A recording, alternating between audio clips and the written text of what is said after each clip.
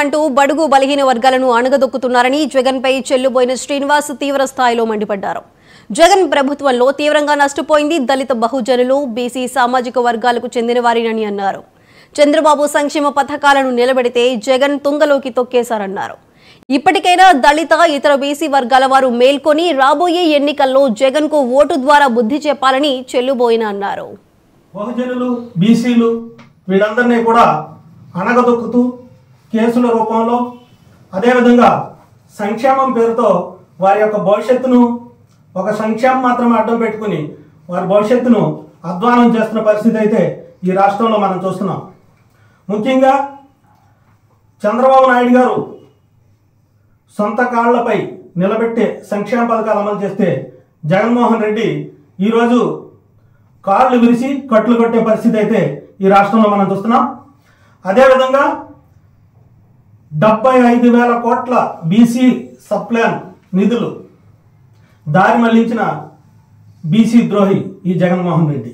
అలాగే స్థానిక సంస్థల్లో 34% ఉన్నటువంటి రిజర్వేషన్ని 10% కోత పెట్టి దాదాపుగా 16,800 మంది బీసీలను రాజ్యాంగబద్ధమైనటువంటి పదవులకు దూరం చేసిన పరిస్థితి అయితే మనం ఈ రాష్ట్రంలో చూస్తున్నాం. అదేవిధంగా 56 కార్పొరేషన్ల పేరుతో నిధులు కానీ విధులు కానీ కూర్చోవడానికి కుర్చీలు కానీ లేని పరిస్థితి అయితే మనం చూసాం. వారికి చాలీచాలని జీతాలు ఇచ్చి సలహాదారుల పేరుతో కొంతమందిని వేస్ట్గా మేపుతున్నటువంటి పరిస్థితి మనం ఈ రాష్ట్రంలో చూస్తున్నాం.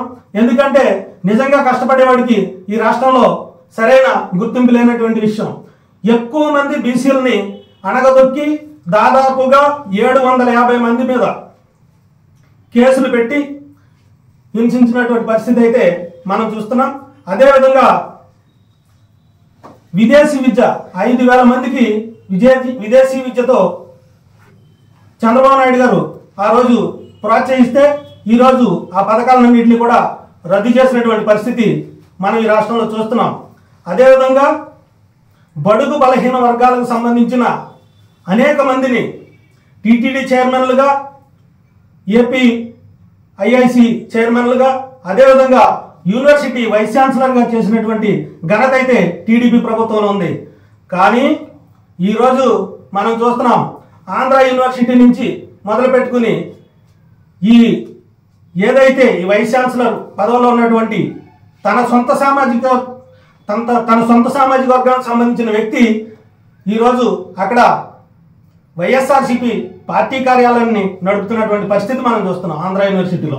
బహుజనులు, బీసీలు వీళ్ళందరినీ కూడా అణగదొక్కుతూ కేసుల రూపంలో అదేవిధంగా సంక్షేమం పేరుతో వారి యొక్క భవిష్యత్తును ఒక సంక్షేమం మాత్రమే అడ్డం పెట్టుకుని వారి భవిష్యత్తును అధ్వానం చేస్తున్న పరిస్థితి అయితే ఈ రాష్ట్రంలో మనం చూస్తున్నాం.